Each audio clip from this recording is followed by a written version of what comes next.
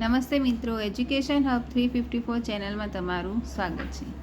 તો આજે આપણે ભણીશું ધોરણ 6ની ગણિતની પાઠ્યપુસ્તકનું ચેપ્ટર 3 સંખ્યા સાથે રમત, એમાં લસા અને ગુસા। હવે જોઈએ સૌથી પહેલાં ગુસા અ। ગુસા એનું આખું નામ છે ગુરુત્તમ સામાન્ય અવયવ, એટલે કે બે કે બેથી વધારે આપેલી સંખ્યાઓમાં સામાન્ય અવયવમાં સૌથી મોટો, ગુરુત્તમ એટલે મોટો, સામાન્ય અવયવ આ આપેલી સંખ્યાઓનો ગુરુત્તમ સામાન્ય અવયવ કહે છે। હવે એમાં પાઠ્યપુસ્તકમાં એક આપેલું છે, ચાલો પ્રયત્નો કરીએ।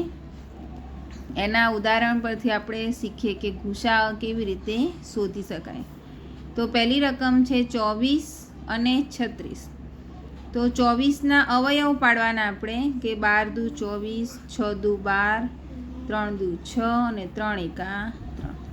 ત્યારબાદ 36ના અવયવ પાડવાના 18 દુ 36, 9 દુ 18, 3 તરી 9 અને 3 એકા 3। ત્યારબાદ આવી રીતે 24 અને 36 બંનેના અવયવ લખી દીધા આપણે કે 24ના અવયવ છે 2 ગુણ્યા 2 ગુણ્યા 2 અને 3, 36ના અવયવ છે 2 2 3 3। હવે બંનેમાં જે સમાન એક સરખા અવયવ હોય, કોમન ફેક્ટર, એ જોવાના।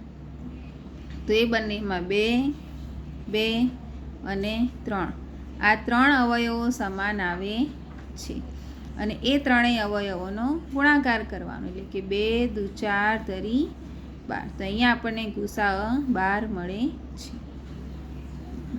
ત્યારબાદ બીજી રકમ છે 15, 25 અને 30।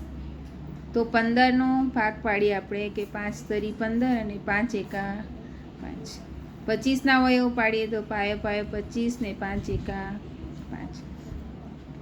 30ના અવયવ પાડીએ 15 દુ 30, 5 તરી 15 અને 5 એકા 5। હવે એવી રીતે અહીંયા 15ના અવયવ આપણને 3 અને 5 મળે છે, 25ના અવયવ 5 અને 5 મળે છે, 30ના અવયવ 2 3 અને 5 છે।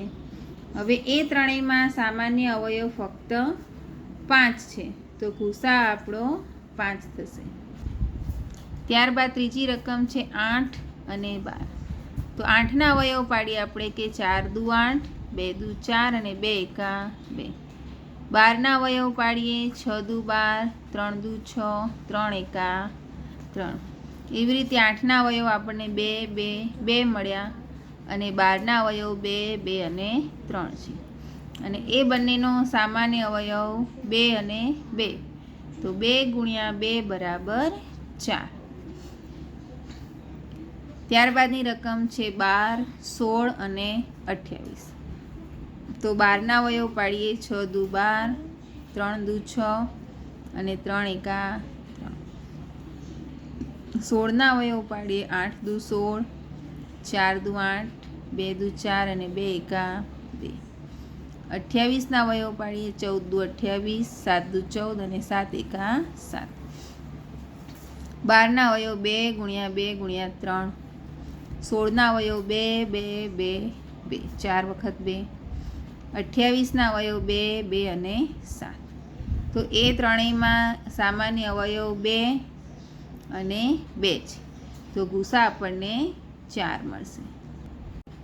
તો હવે આપણે લસા અ સમજીશું। તો લસા એટલે કે લઘુત્તમ સામાન્ય અવયવી, કે બે કે બેથી વધારે આપેલી સંખ્યાઓનો લઘુત્તમ સામાન્ય અવયવી આ સંખ્યાઓના સામાન્ય અવયવીમાંથી સૌથી નાનો અવયવી હોય છે, ટૂંકમાં તેને લસા અ કહે છે।